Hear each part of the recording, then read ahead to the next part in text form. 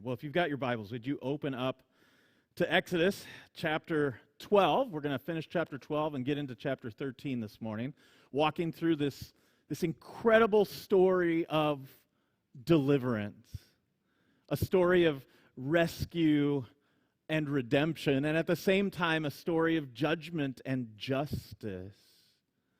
A story of God's activity in real time, in real space, with real people.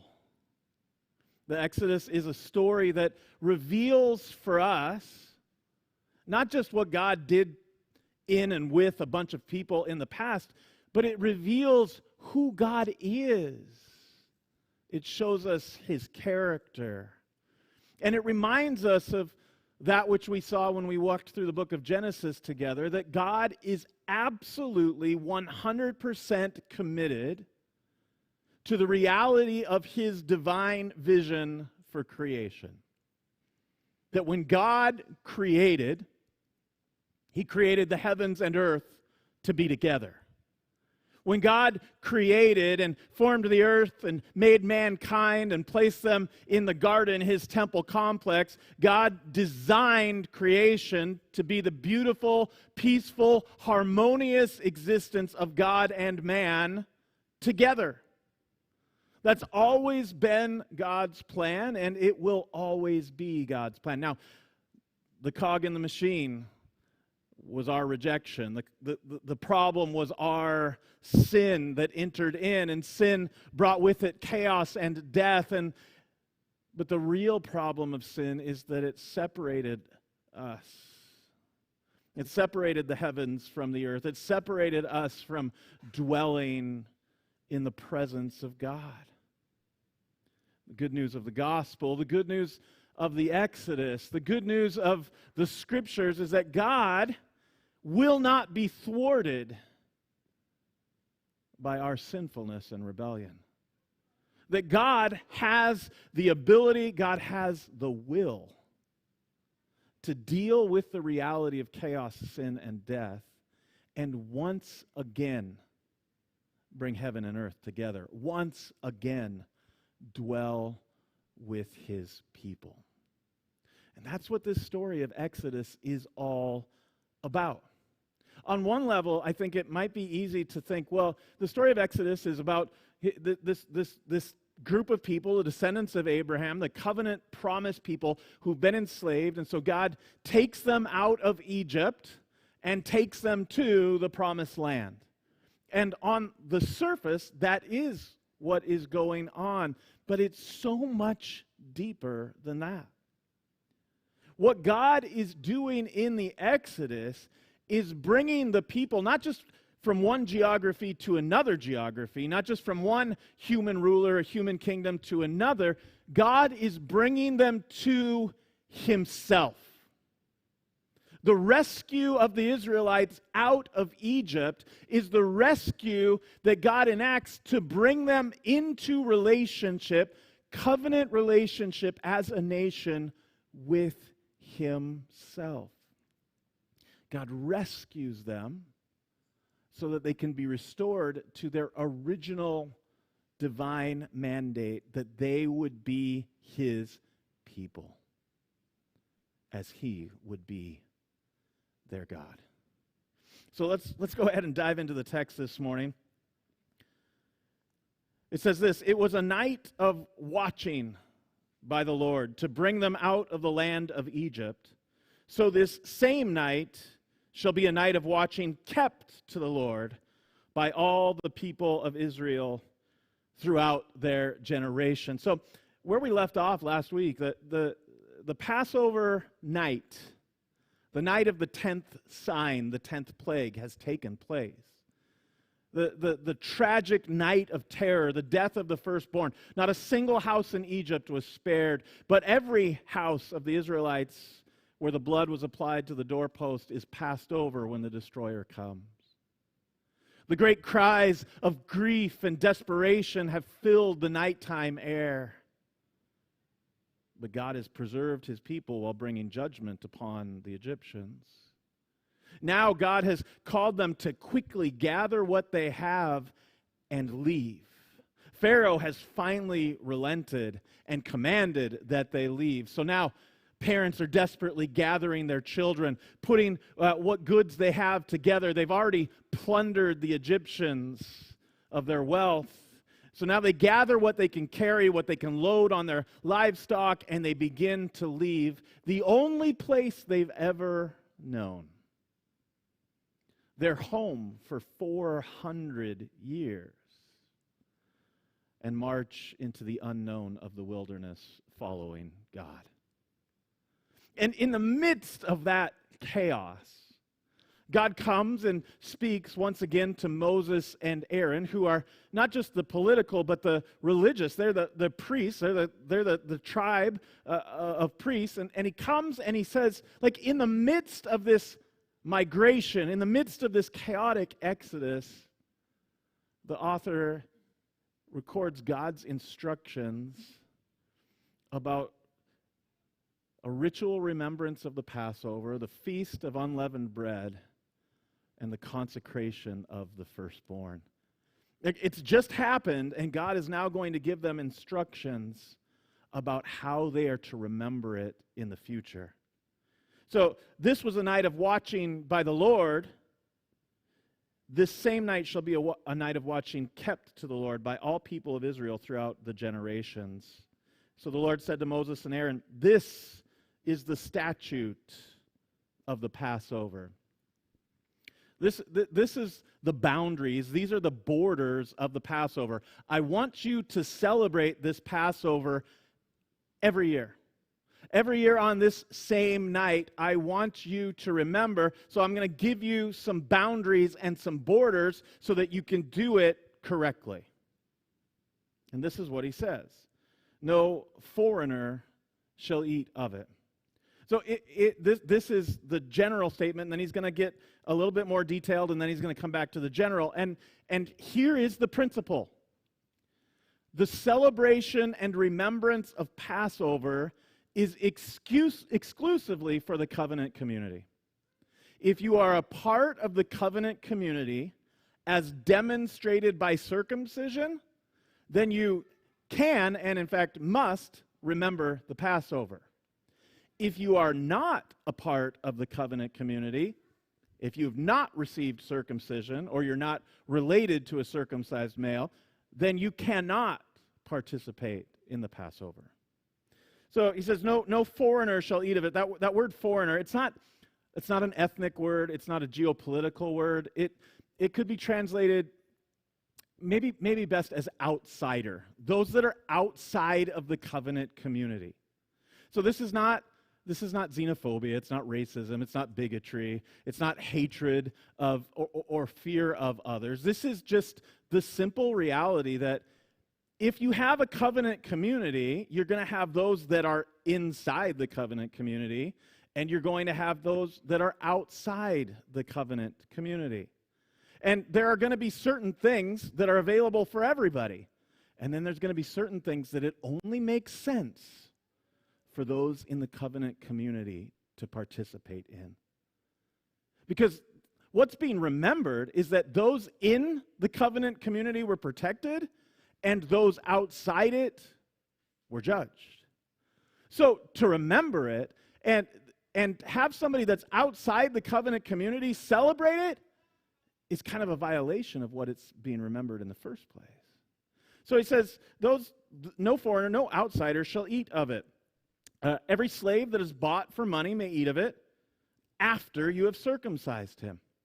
Now I know, and I feel like I've got to give a caveat every time we come across this idea of slavery in the Old Testament, because we live in a world today where the concept of slavery is all negative, okay? It's all negative. That we're the heirs of the North Atlantic slave trade and this idea of ripping people out of their culture and selling them as property and abusing them and denigrating them. That's a reality. And it's a reality that the Israelites were familiar with because that's what Egypt had done to them. They were enslaved. They were forced to work. They did not have autonomy and control. They were dehumanized, and God rescued them from that. And yet, at the same time, there is a form of slavery that's referenced in the Scriptures that's not that. See, and I've talked about this before, that there's a type of slavery in the Old Testament that was the safety net of the community. So if you came upon hard times, you're a farmer and your crops don't come in. You're a shepherd and all of your herds die from a virus or something. What do? There's no welfare state. There's no government check. You can't go apply for a credit card and try to buy yourself some time. What do? Well, in the ancient world, and it's not just the Israelites, but all the ancient Near Eastern cultures had a form of indentured servitude. You could, for a time, sell yourself and your family into the service of another family so that you could get yourself back on your feet. That's the kind of slavery that is being, every slave that is bought from money, every slave that is in part of this indentured servitude, they can participate because they're a part of your household, they're a part of your family, but only after they've been circumcised. See, so it's more than just dwelling in the same household. It's more than just being a part of the same tribe or clan. It's about circumcision and the covenant community. He says, no foreigner or hired worker may eat of it. This is a different word for foreigner. So this does mean somebody that's from a different culture, a different background, worships different gods, that may happen to be a migrant worker in your community. You may have hired somebody to build you a fence, or you may have hired some shepherds to watch your flock, or you may have brought somebody in to do some work, and when that happens, they're going to be there, and you're going to be celebrating the Passover. But if they're not circumcised and they're not a part of the covenant community, they shouldn't participate. It shall be eaten in one house. You shall not take any of the flesh outside the house, and you shall not break any of its bones. So there's this concept, like you're going to gather together in unity. It's holistic, the covenant community. You're going to stay inside. You're going to be together. You're not going to break any of the bones, and all the congregation of Israel shall keep it. So this is not just you can, if you're a covenant member, partake. It's you shall partake. You shall. This is a requirement. You shall remember. And I think, anytime I come across shalls, anytime I come across laws, it's not a law because God needs it to be a law. God doesn't get, so in other words, God's not watching from his throne room in the heavens going, oh, I can't wait for them to celebrate Passover. As if it does something for him.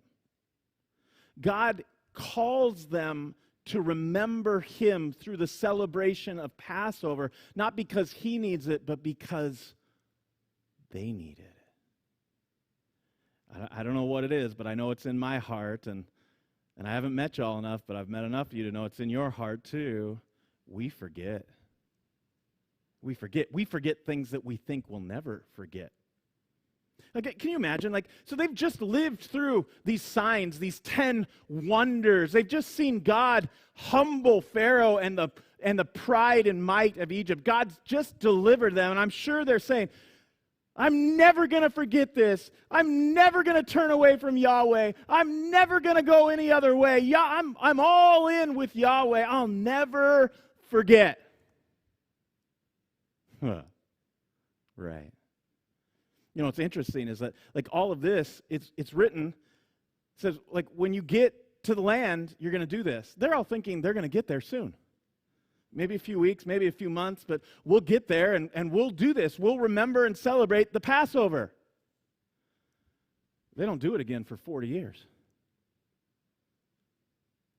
Because of their disobedience and their forgetfulness, that entire generation wanders in the wilderness before they're led into the promised land. God gives them these boundaries, these borders, and these rituals and remembrances because they need it. They need to remember what God has done in the past so that they can have hope and comfort that God is with them in the present, and so that they can live with expectation that God will be with them in the future. This is a profound reality. God is giving them this remembrance, this ritual, so that they will be shaped. They will be molded into the people that God is making them into, that they would be His people and remember His presence with them. If a stranger shall sojourn with you and keep the Passover to the Lord, let all his males be circumcised. So it's not a closed door, right? If you want to be a part of the covenant community, there's a way we can make that happen. But until it's done, it can't be done. Then he may come near and keep it. He shall be as a native of the land, but no uncircumcised person shall eat of it. There shall be one law for the native and for the stranger who sojourns among you. The one law is this: circumcision, covenant community, Passover. No circumcision, no covenant community, no Passover. And all the people of Israel did just as Yahweh commanded Moses and Aaron. And on that very day, the Lord brought the people of Israel out of the land of Egypt by their hosts. So it's not just what God has done in Egypt, it's what God is doing. God is leading them out of Egypt by their hosts. And I mentioned last week that word there for hosts literally means armies. God is leading them out army by army. He's leading them out as His people to be His instrument in the world. He's got a plan and a purpose. He's not just rescuing them from something, He's rescuing them for something.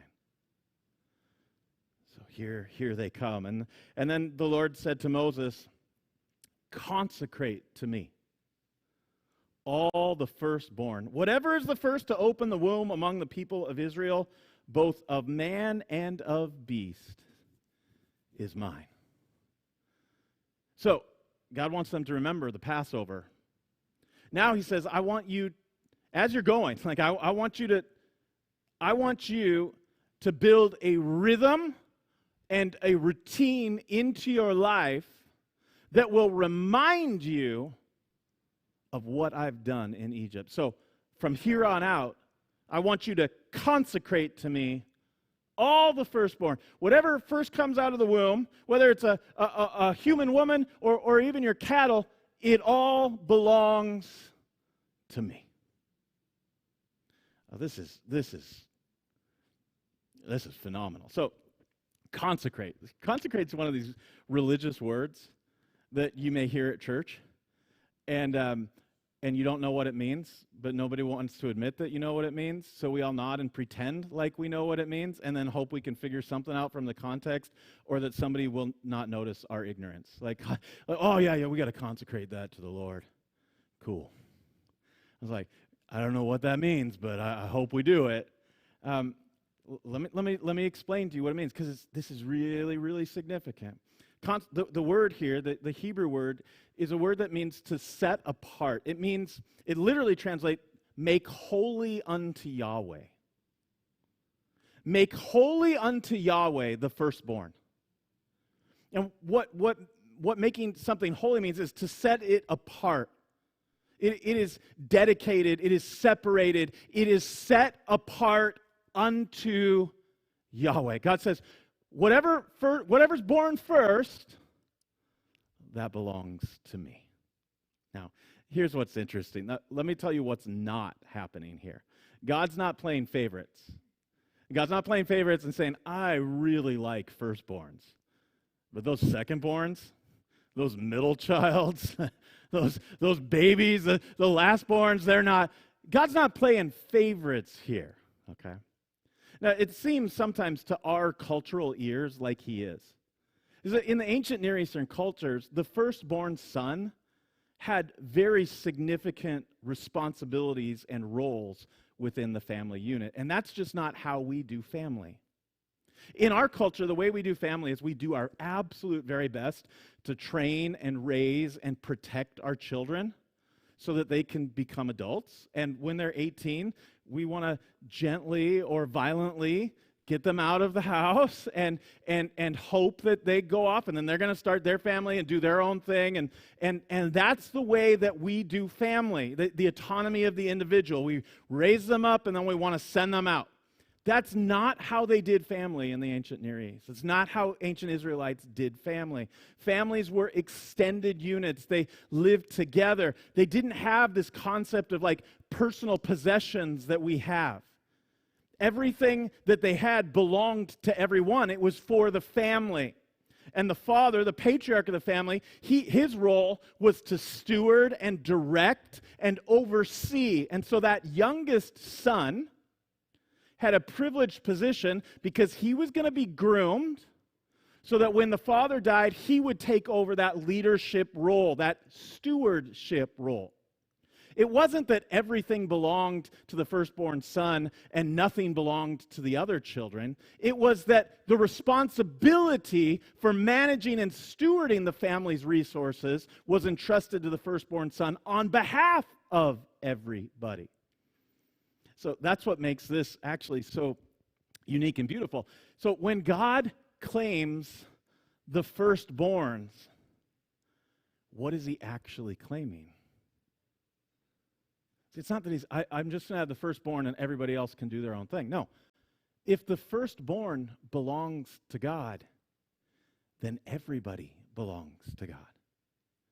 See, the point of this ritual remembrance, and we're going to get more details here in a minute about this, the firstborn belonging to God, is a reality that in the everyday life of the ancient Israelites, they are to be reminded that they all belong to God. That they are a covenant community that belongs to God. They are his possession. He has rescued and redeemed them for himself. Then Moses said to the people, "Remember this day in which you came out from Egypt, out of the house of slavery, for by a strong hand the Lord brought you out from this place. So no leavened bread shall be eaten." So now we're back to instructions about the Passover again. So on this day you shall remember the Passover. No leavened bread shall be eaten. Today, in the month of Abib. Don't you guys love the month of Abib? So, Abib is the name of the month that we would call April. It's in the springtime. The word literally means ears of grain ripening. So it's the time in the spring when they would harvest the barley. It's also the time in the spring when the domesticated herds and flocks it's birthing season. It's when they would be giving birth. And so we have these commands. We're going to be given commands on the Passover night, the Feast of Unleavened Bread, and the birthing of the firstborn. And they're all going to be bound together as acts of remembrance that because of what God did, Israel now belongs to him. They are in relationship with him, and he is in their midst. That's the rest of Exodus. God leading them out, a cloud by day, a pillar of fire by night. God meeting with them on Mount Sinai in great clouds of darkness and lightning. God giving them a law and constituting them formally as a people.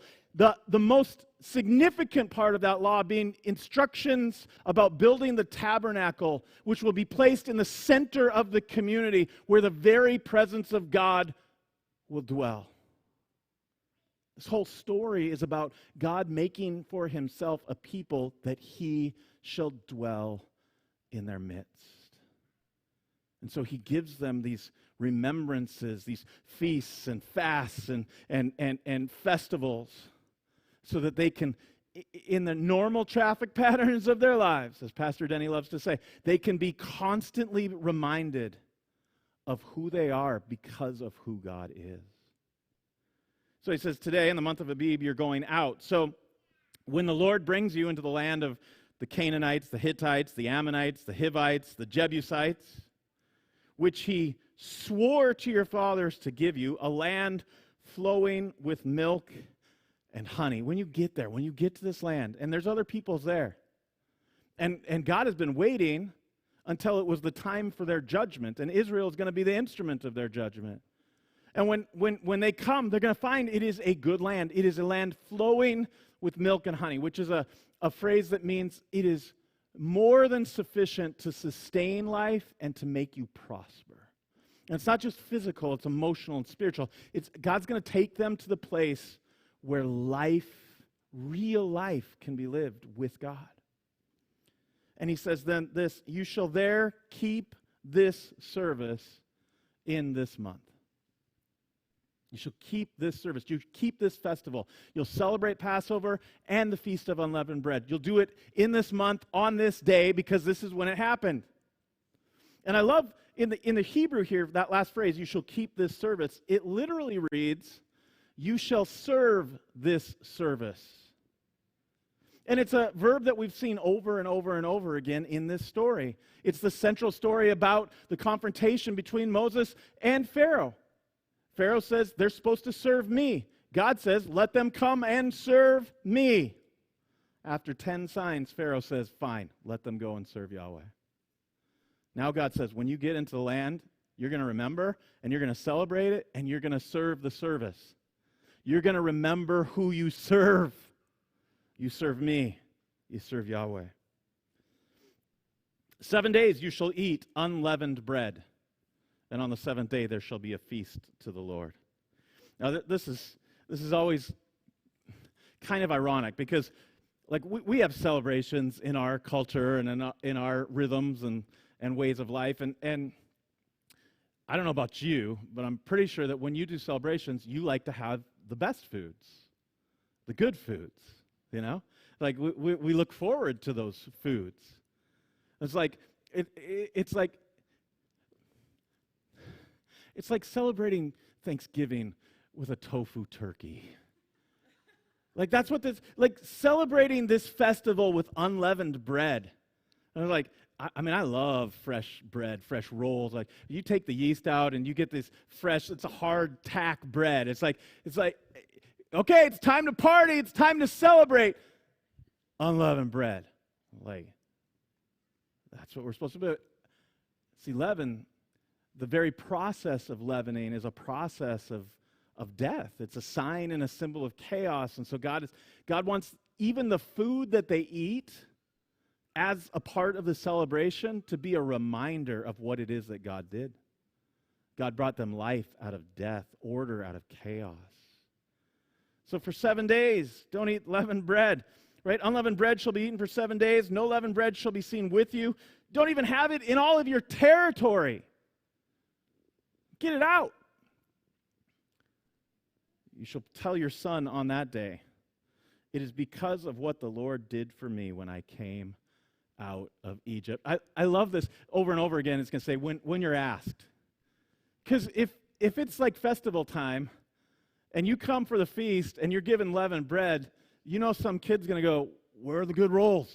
Right? Like, where's the good stuff? It's like, no. We do this on purpose, son. We do this to remember how Yahweh brought us out of Egypt, how he rescued us from death. And it shall be to you as a sign on your hand and as a memorial between your eyes, that the law of the Lord may be in your mouth, for with a strong hand the Lord has brought you out of Egypt.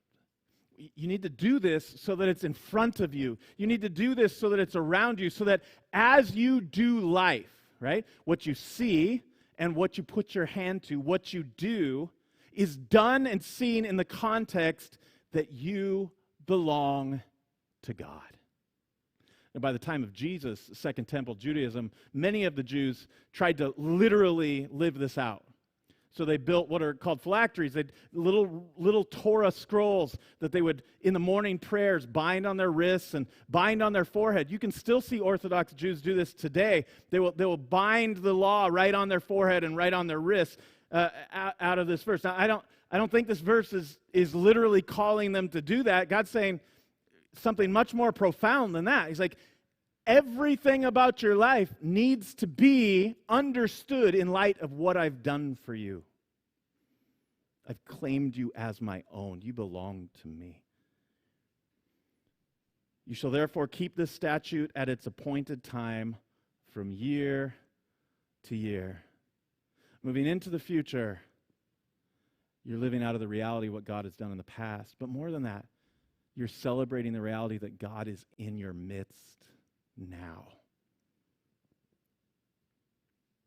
When the Lord brings you into the land of the Canaanites, as he swore to you and your fathers, and shall give it to you, you shall set apart to the Lord all that first opens the womb.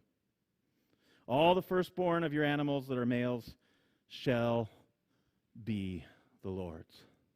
So we've got the Passover feast. We've got the festival of unleavened bread. And now we have this requirement of the firstborn. The firstborn of each family and the firstborn of the flocks. God says they belong to me. I love the beginning of this verse. It says, you shall set apart to the Lord. The Hebrew verb there, it literally reads, you shall pass over. You shall pass over to the Lord, the firstborn. It's the same verb that's used for the Lord passing over the houses because he sees the blood on the doorposts. So because the Lord passed over the firstborn, now you shall pass over the firstborn unto the Lord. Isn't that beautiful? So you shall pass over to the Lord all that first opens the womb, all the firstborn of your animals that are males shall be the Lord's. And then it gets weird. Every firstborn of a donkey you shall redeem with a lamb. Or if you shall not redeem it, you shall break its neck. Every firstborn of man from among your sons you shall redeem. So it's kind of weird and seems complicated, but it's really not. You got a firstborn human, belongs to God, but you're not going to sacrifice it. In fact, that's one of the things that God most consistently condemns about the nations that are in Canaan that they're going to face. They practice child sacrifice. They're not going to do that. God's not going to protect the firstborn and then require the Israelites to kill their firstborn. No. They belong to Yahweh, but he's going to give them a way to redeem them. They're not given in the text here, but later in the Torah, God tells how sacrifices can be offered or a payment can be made to redeem the firstborn. A remembrance that there was a price that was paid for their freedom. Now, they're animals as well, because in the final sign, the firstborn of all the cattle were killed as well in Egypt. So when you've got a sheep or a goat, when you've got a clean animal, and by clean I mean one that is allowed to be eaten by the law. If you've got a clean animal and it gives birth, that firstborn, it belongs to Yahweh. You take it to the tabernacle, or later you take it to the temple, you give it to the priest, and it's offered as a sacrifice to Yahweh. What do you do with the unclean animals? You can't offer an unclean animal as a sacrifice.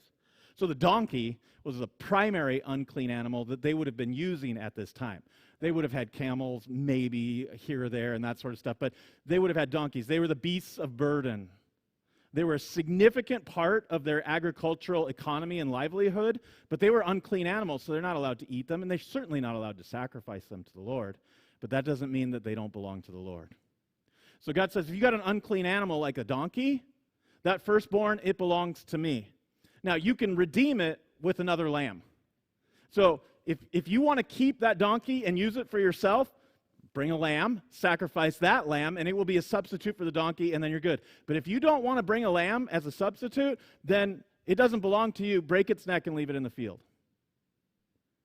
Because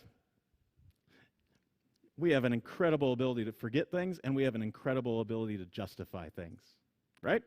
So here's the way it would work. It's like, I've got this donkey. It's given birth. I could really use this donkey. I'm not allowed to sacrifice it to the Lord. So, yeah, it belongs to God, but he can't really use it, and I can't sacrifice it. So, well, it would be wrong to not use it. So we better just, it's like, no. If you got to take this seriously. This is not a game. It's not a petty ritual. It's not anything like that. This is about what God has done and the price that was paid. So if you want to keep and use that donkey, offer a substitute. If you don't, then it needs to die, because that is what has happened. And when you're in time, you come and your son asks you, what does this mean? Because they would, right? Well, they would. They see their aunt or uncle have their first baby, and then they got to go make a redemption, a payment, a sacrifice. They see the birthing season, and the firstborns are taken, and they need them. They need them. It's a cost. It always costs to sacrifice. But they don't keep it and raise it or eat it. No, they take it to the temple and they offer it in sacrifice. And when it says, when they come to you and say, what does this mean? You shall say to them, by a strong hand, the Lord brought us out of Egypt from the house of slavery. And when Pharaoh stubbornly refused to let us go, the Lord killed all the firstborn of the land of Egypt, both the firstborn of man and the firstborn of animals. Therefore, I sacrifice to the Lord all the males that first open the womb, and all the firstborn of my sons I redeem. It's a rhythm. It's a ritual that God gives them because they need it to be reminded, to remember, so that they can know who they are.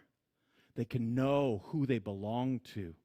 They can live out of the reality of what it cost to make them God's people.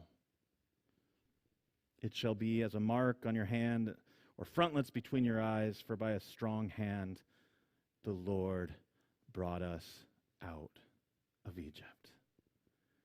It's so fascinating to me that on that day, the very day that they're marching, in the midst of the chaos, can you imagine what this is like? Parents running around trying to grab their kids, their toddlers, loading up their donkeys, their animals, getting their flocks. It's birthing season, by the way, so that's going to be messy and awkward and all sorts of weird. And so you got this whole train of people. They're leaving the only place they've known to go into the wilderness of chaos. They're following God and some crazy prophet named Moses. In the midst of that, God says, this is a great day, and I want you to remember it, and I want you to build it. I want you to build rhythms in your life around what has taken place here on the day that I brought you out to be my people. So what do we do with this text? What should this text do to us? I think there's many parallels and important lessons here for us. The first is this: if they needed rhythms and patterns to remember and know who they are, then we also need rhythms and patterns in our life so that we remember who we are. I've tried to draw the lines and make the connections for you the last several weeks between the Passover in Egypt and the Passover on Golgotha. The deliverance that God brought through Moses and the deliverance that points to the deliverance that's brought through Jesus, the newer and greater Moses. That God redeemed and brought his people out of slavery in Egypt in the first Exodus. In the second and greater Exodus, God redeemed and brought his people out of death, sin, and the grave through Jesus. Just like they needed rhythms and patterns to help them remember who we are, we need rhythms and patterns to help remember who we are and remember what he has done. That's why we celebrate communion, the Lord's table, every week. As we gather together as a community, we remind ourselves that we've been bought at a price. We remind ourselves that it was the death, burial, and resurrection of Jesus. That Jesus is the true Passover lamb, the sacrifice for sin. Not just my sins and yours, but the sin of the world. That Jesus is the true firstborn. It's no accident that when Jesus was born, when God decides to come in flesh, the incarnation, when God moves into the neighborhood, when God tabernacles in our midst, it's no accident that he's born to a virgin, that he is the firstborn. that he's literally the first thing to open up Mary's womb. And because he was the firstborn, we find in Luke chapter 2, this says, when the time came for their purification according to the law of Moses, they brought Jesus. So Mary and Joseph bring Jesus to Jerusalem to present him to the Lord. Why? Why are they bringing Jesus to Jerusalem, to the temple, to present him to the Lord? I'm glad you asked. Luke tells us, because as it was written in the law of the Lord, every male who first opens the womb shall be called holy unto the Lord. Shall be called holy unto the Lord. That's consecrated. Right? What God commanded in Exodus chapter 13 that we just saw is what is done for Jesus. Jesus is consecrated as the firstborn. That matters. That matters because just like in Israel, if the firstborn belonged to Yahweh, then the whole family belonged to Yahweh. If Jesus is the firstborn who is consecrated as holy unto the Lord, as the new and true Israel, then if you are in Jesus, you belong to the Lord.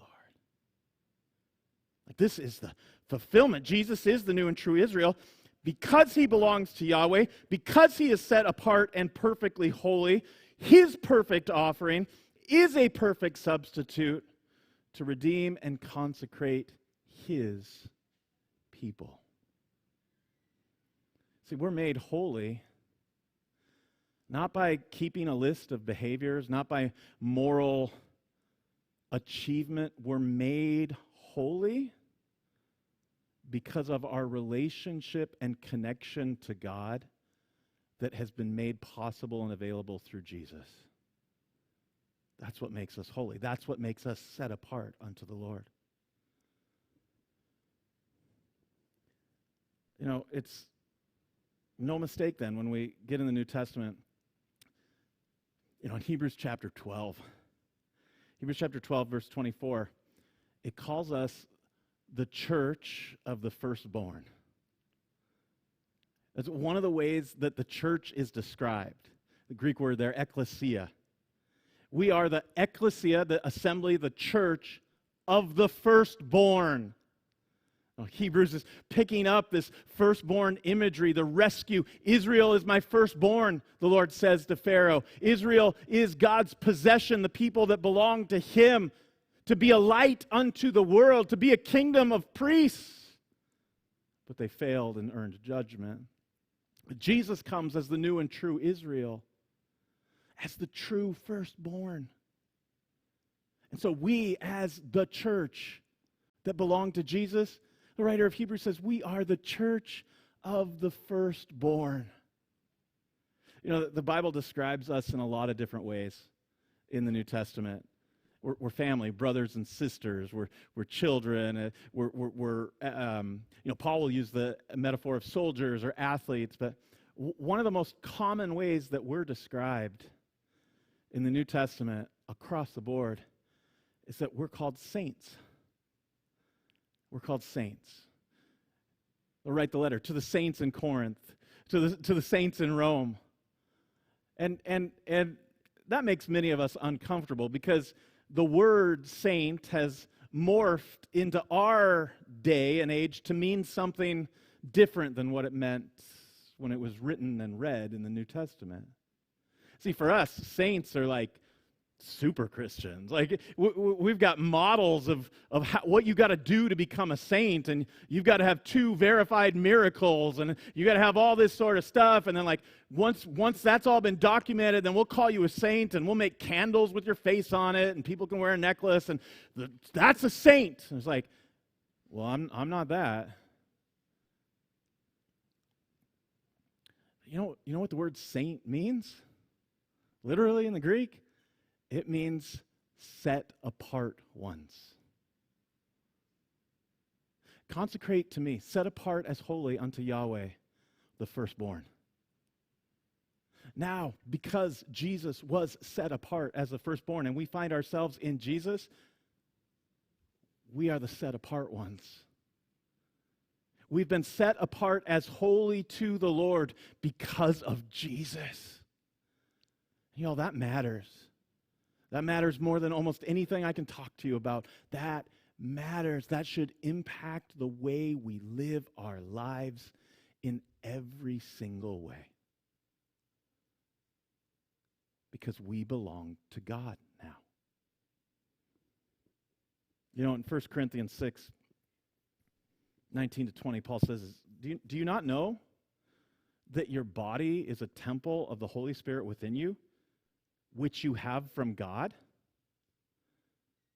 You say, well, which one of those two things do they have from God? Both. You've got your body from who? From God. He's the author and creator of life, of everyone, everywhere. God made mankind in his image. We got our body, we got our physical life from him. He says, now he's talking to Christians, don't you know that your body has now been made a temple, a dwelling place for the Holy Spirit, which God has also now given to you? So writing to us, he's saying, listen, your physical life and your spiritual life, everything about you, where'd you get it? You got it from God. You got it from God. Therefore, you are not your own. What did God say? Consecrate to them unto me. They are mine. It means your life is not your own. Right? You were bought with a price. Therefore, glorify God with your body. Wasn't given to you for you to use for you. It was given to you to use for the glorification of God. See, and this is where the gospel comes hard against our cultural reality. Now, there's a lot of things in the gospel that line up with our culture. They just line up. They work. They're synonymous. And there's a lot of stuff in our culture that really doesn't matter. But there are some things in our culture where the gospel comes forcefully and hard and says, what you believe is wrong. What you're living is death, not life. And this is one of those places. Have we not been living with it and in it the last several weeks? Your life is not your own. My body, my choice. Well, which is it? It's got to be one or the other. Either it's your body, your choice, or your life is not your own. You know, I got a couple emails complaining that I hadn't said anything about Roe versus Wade, with an implication that either I was a coward or that I didn't care. And I'd like to believe that neither of those are true. Okay. Has nothing to do with cowardice, has nothing to do with that I don't care. So let me be clear. I hate abortion with every fiber of my body.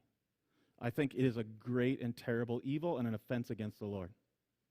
Okay, so I want to be really, really clear about that. I also want to be very wise and careful about celebrating something in the context that needs to be celebrated and about understanding where we put our hope. So, Roe versus Wade being overturned has the potential to be good. It also has the potential to be much worse. And maybe I'm a pessimist, but what I've seen over the last couple weeks is that, yes, the law has changed, but the hearts and minds of our culture have not. And so there is, like, you may not want to think about this, but there's a very real reality that by moving it from the federal to the state, we may end up with more permissive and more abortions at the end of this than we did before. Because our hope is not in the law of man. And the law of man cannot change hearts. Like, until the universality of God's ownership changes and permeates the hearts of our culture and our country, this is going to be a problem. We're not our own. We've been bought with a price. We don't have the freedom to do anything and everything that we want to do. We've been set free to do what God has designed us to do. Listen, I mean, it's not just about abortion, it's about anything and everything. It's about anything and everything. What you do with your body, what you do with your relationships, what you do with your finances, what you do with your profession, what you do with your leisure time, what you do with your social media, everything. Like, I love Romans 14:8. It says, well, if we live to the Lord. And if we die to the Lord. So then, whether we live or whether we die, we are the Lord's. That's as comprehensive a statement as we're going to get, right? I don't know any other option. You're either living or you're dead. It's just like if you live to the Lord. If you die to the Lord. Doesn't matter where you are on that spectrum, you belong to the Lord. And listen, there are parts of me, like I hear that coming out of my own lips, and I go, oh, I don't like that. I don't like that. Like, well, that's weird. I don't think the pastor was supposed to say that. That's humanity. That's reality. Every single one of us has something that, like, we want. And we want it no matter what. And when God comes and says, you can't, we go, but I want. See, and the part of me and the part of you that rises up when we hear you're not your own, you were bought with a price. Whether you live or whether you die, you live unto the Lord. Whether you eat or you drink, whatever you do unto the glory of God. When we hear that, and the part of us that doesn't like it is the part of us that still needs to be surrendered to the grace of God in Jesus. It's a part of us that needs to acknowledge and submit and surrender to the truth of His Word over the truth of our desires. I want to close with 1 Peter chapter 1. You know, Peter's writing to a scattered diaspora church, a church that is facing and suffering persecution because they've trusted and followed Jesus. He's writing to them to encourage them, to strengthen them. And in this opening chapter of 1 Peter, he writes this. He says, therefore, preparing your minds for action, being sober-minded. So you gotta prepare to live in this broken and wicked world. But you want to do it sober-mindedly. You don't want to be reactive, you want to be proactive. You don't want to act out of your emotions or your desires. You don't want to act unthinkingly. You want to be clear-headed. You want to be thoughtful. You want to be reasonable. You need to base your actions and your life out of something more than your circumstances or the circumstances of your desires. So prepare your minds for action. Be sober-minded. Set your hope fully on what will be brought to you at the revelation of Jesus Christ. Set your hope fully. You don't put a little hope in Jesus and a little hope in the Constitution. You don't put a little hope in Jesus and a little bit of hope in capitalism. You don't put a little bit of hope in Jesus and a little hope in your own wisdom or your own strength or your own competence or your own morality or your own anything. You set your hope fully on Jesus. You set your hope fully on Jesus and on the grace that will be brought to you at His revelation. So it's not just what He's done, it's what He's doing, and it's what He will do. That's why I sign all of my emails with the ending, the best is yet to come. Because the grace of God in Jesus that I found at the cross and the grace of Jesus that I find here and today pales in comparison to the grace that is still yet to come when He makes all things new. So I set my hope fully on Jesus. I set my hope fully on Jesus. You know, one of the challenges about that in our modern context, especially in the evangelical world, is that we've had a misunderstanding of the gospel. So we believe the gospel is only for those that don't know Jesus. And that once we know Jesus, well, then we don't really need the gospel anymore. The gospel is then for them. For those outside the church, they need the gospel. But we've already believed it. We already prayed the prayer. We walked the aisle. We got baptized. We show up at church every week. Like, we don't need the gospel anymore. And the problem with that is very subtle. It's very sinister and it's very subtle. Is that if we buy into that kind of thinking, that the gospel is for them out there, the gospel is for those that don't need Jesus, then the gospel becomes something that we start with and then move on to something else. So if I only need the gospel before I know Jesus, and then I meet Jesus, and now I don't need that anymore, then that, by definition, means that I need to find something else. So it's going to be my morality, or my religiosity, or fill in the blank. But I'm going to start with Jesus, and then I'm going to move on to something else. And what's the old line from the song? You got to dance with the one that brung you. Listen, you start with Jesus, you stay with Jesus. If you want to finish, you'll finish with Jesus. You and I, we need Jesus. We need the gospel. We need the truth of the gospel. We need the reality of the gospel. We need to be reminded of the truth of the gospel, that we were bought at a price just as much as anyone else. If you think you've outgrown the gospel, you don't know the gospel. We set our hope fully on Jesus. It says, as obedient children, don't be conformed to the passions of your former ignorance. So you got a choice about how to live, and what we do matters. What we do matters. This is another challenge in the evangelical world, is that we've highlighted belief so much. Just got to believe, got to believe, got to believe, got to believe. In fact, and what you do becomes suspect because, well, we don't want any sort of works justification. So believe, believe, believe, believe. So like, no.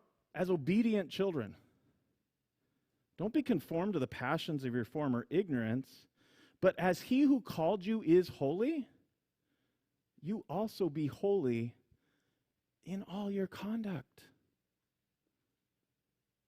You also be holy in all your conduct. Now, he doesn't say this is not be moral in all your conduct, although of course that will overlap. The point is this: to be holy means to be set apart to God. In other words, as you live your life and you make your choices and you do the things that you do every day, not just Sunday morning for a couple hours, but every day, 24/7, you need to see yourself as a person and a people that belong to God. You've been set apart, consecrated to Him. So you've got to live and choose to live that way. It's not about fighting for your rights. It's not about fighting for your agenda. It's about daily picking up your cross, denying yourself, and following Him.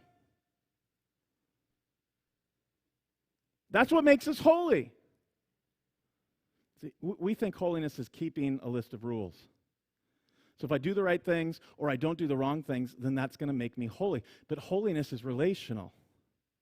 Holiness is about possession. So if you do all the right things and you don't do any of the wrong things, but you don't know God, you're not holy. Are you with me? See, you're holy because you've been chosen and consecrated in the firstborn Jesus. So because that's true, you got to conduct yourselves like it's true. Live out of what you already are. So you don't get to claim holiness. You don't get to claim relationship with Jesus and then live any old way that you want. Because your life is not your own anymore. Since it is written, you shall be holy, for I am holy. And if you call on Him as Father, who judges impartially according to each one's deeds. So if you call on Him as Father, the one who is also judge, and how does He judge? He judges impartially. There's not two sets of laws. One law for this group of people and one law for this group of people. No.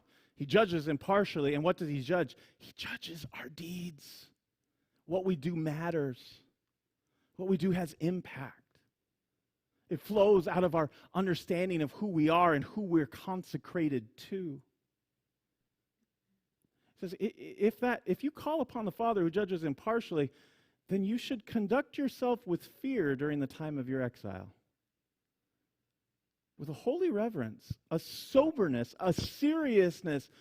I'm going to say it again. What you do matters. It matters. So be sober-minded. Prepare your minds for action. Put your hope fully in the Lord.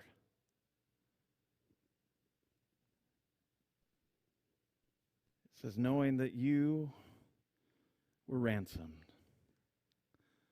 from the futile ways inherited from your forefathers, not with perishable things like silver or gold, but you were ransomed with the precious blood of the King, like that of a lamb without blemish or spot. Live your life with that reality. God says through Moses to the Israelites, remember the day that I brought you out of Egypt.